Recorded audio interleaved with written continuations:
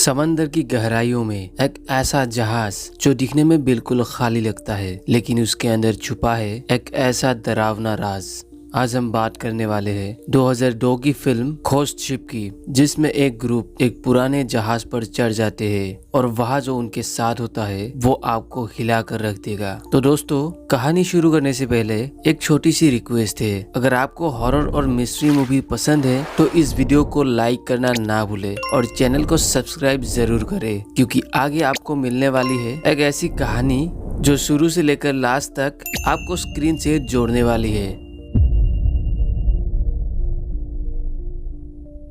तो इस कहानी की शुरुआत 1962 से होता है और हम समंदर के ऊपर एक लग्जरी शिप को देखता हो जो बहुत बड़ी और एक्सपेंसिव जहाज है। और इस शिप के अंदर बहुत सारे अमीर लोग एक पार्टी को एंजॉय कर रहे थे और इसी पार्टी में एक छोटी सी लड़की भी थी जो साइड में बैठकर पजल गेम सॉल्व कर रही थी, और इस लड़की का नाम है कैटी। फिर वहाँ पर जहाज का कैप्टन आते हैं और कैटी को पार्टी में डांस करवाने ले जाती है। कैटी भी अब इस पार्टी को एंजॉय करने लगी थी। उसके बाद हम देखता हूँ एक आदमी जो जहाज के कंट्रोल रूम में जाकर जहाज के वायर को खराब कर देते हैं और एक वायर बहुत ही तेजी से आकर उन लोगों के बीच से गुजरता है और पार्टी के सभी लोग दो टुकड़े में कट जाती है। सभी लोग बहुत भयानक तरीके से मरते हैं। कैटी देखता है उसके चारों ओर सभी लोग दो हिस्से में कट चुके हैं। फिर कैटी जो कैप्टन के साथ डांस कर रहा था वो कैप्टन की तरफ देखता है और कैप्टन का चेहरा भी दो हिस्से में कट चुका था। ये देखकर कैटी की पैरों तले जमीन खिसक जाती है। कैटी बहुत ज्यादा पैनिक हो जाती है। अब इसके बाद सीन चेंज होता है और हम प्रेजेंट टाइम में आता हो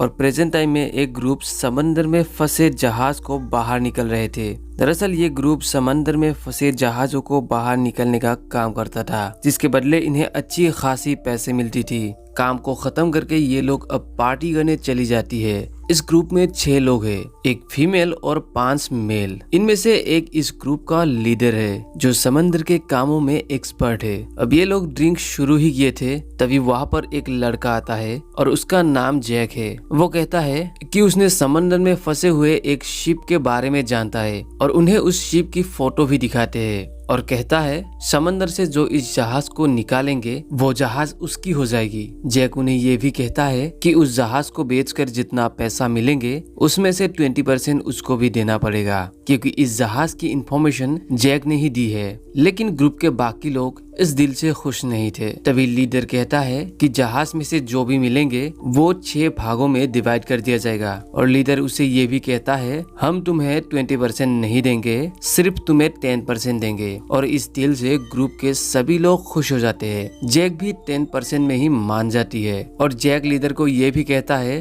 कि वो भी उन लोगों के साथ जाएंगे। फिर दूसरे दिन ये लोग उस जहाज को ढूंढने के लिए निकल जाते हैं और 3 दिन का सफर करने के बाद ये लोग उस जगह पर पहुंच जाते हैं, लेकिन इनके राडार में कोई भी शिप दिखाई नहीं देते। तभी अचानक उनके सामने वही जहाज आ जाती है और इनके जहाज उस जहाज से टक्कर हो जाती है, लेकिन इस टक्कर से किसी को ज्यादा चोट नहीं लगी। ये लोग जहाज को देखते हैं और ये वही जहाज है जो 1962 में कैटी के सामने ही सभी लोग मारा गया था। इनको ये भी पता चलता है ये शिप आज से 40 साल पहले ही गायब हो चुका था।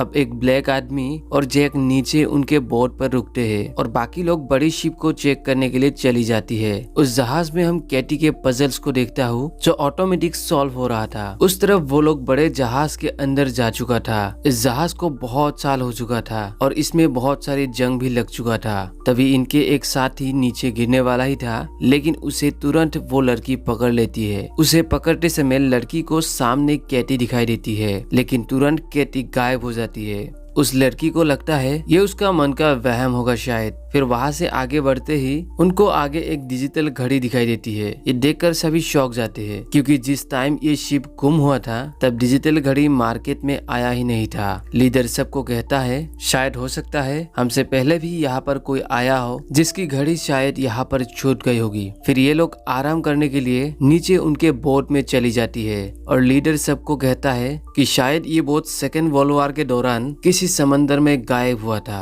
और इस शिप के कोई भी इंसान जिंदा नहीं बचे, सब मारे गए थे। लेकिन बाकी सभी लोग लीडर की इस बातों पर ज्यादा ध्यान नहीं देते और आराम करने चली जाती है। फिर जैक जाकर उस फीमेल से पूछता है कि तुम यहाँ पर आने के बाद इतना चुपचाप क्यों हो गई? वो लड़की कहता है, मैंने शायद उस शिप के अंदर एक छोटी सी लड़की को देखा है जो पलक झपकते ही गायब हो गया था। जैक उसे कहता है, समंदर में ऐसा इल्यूजन होना आम बात है। फिर दूसरी दिन इन्हें पता चलता है इनके शिप में एक छेद हो चुका है। अब थोड़ा बहुत करके शिप में पानी भी आने लगा था। शिप को ये लोग रिपेयर करने की कोशिश करते हैं। उसके बाद ग्रुप के सभी लोग उस बड़ी शिप के अंदर चली जाती है। दरअसल ये लोग शिप के कीमती चीजों को ढूंढ रहा था। ग्रुप का फीमेल पार्टनर एप्स को स्विमिंग पूल में गोलियों की खोखली दिखाई देती है और जब वो स्विमिंग पूल से ऊपर आते हैं तभी अचानक सामने उसे केटी दिखाई देती है। एप्स अचानक उसे देखने की वजह से डर से नीचे गिर जाते हैं। तभी जैक वहां पर आते हैं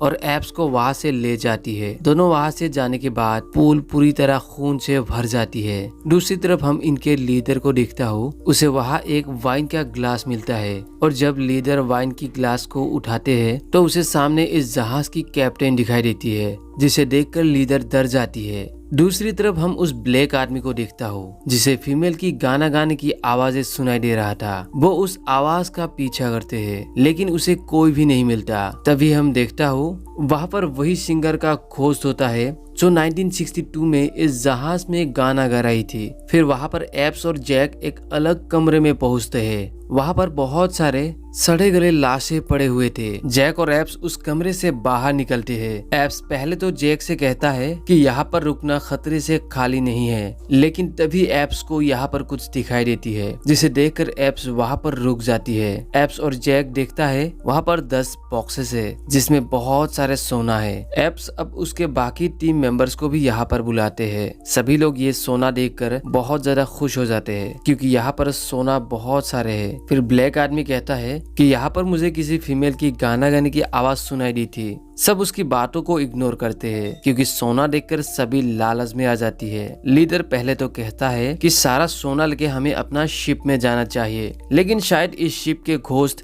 हमें इतनी जल्दी यहाँ से जाने नहीं देंगे क्योंकि अब तक सबको पता चल चुका है इस शिप में घोस्ट है। फिर हम इनके टॉप बोट को देखता हूँ जिसका गैस ऑटोमेटिक लीक हो रहा था। वहाँ एप्स फिर से एक बार केटी को देखता है। कैटी एप्स को कुछ बताने की कोशिश करते हैं, तभी उसे एक दूसरा घोस्ट पकड़ के ले जाती है। फिर वहाँ पर ब्लैक आदमी टो बोट को स्टार्ट करने की कोशिश करते हैं। तभी बोट में एक ब्लास्ट होता है और इसी ब्लास्ट में इनके एक टीम मेंबर मारा जाता है और 2 टीम मेंबर घायल हो जाती है। इनके लीडर को साथी के मौत पर बहुत बुरा लगता है। वो उसके जिम्मेदार खुद को ठहराता है। एप्स उसे कहता है हमें अपना जहाज रिपेयर करके जल्दी से यहाँ से जाना चाहिए, लेकिन ये लोग आपस में ही झगड़ा कर लेती है। अब हम देखता हूँ अब इस टीम के 2 आदमी बड़े जहाज की किचन में खाना खा रहा था। खाना बहुत टेस्टी होता है और दोनों मजे से खा रहा था, लेकिन कुछ टाइम खाना खाने के बाद दोनों को दिखाई देती है कि दोनों गंदे कीड़े खा रहे हैं। फिर वहाँ पर इनके लीडर को इस जहाज का कैप्टन मिलता है।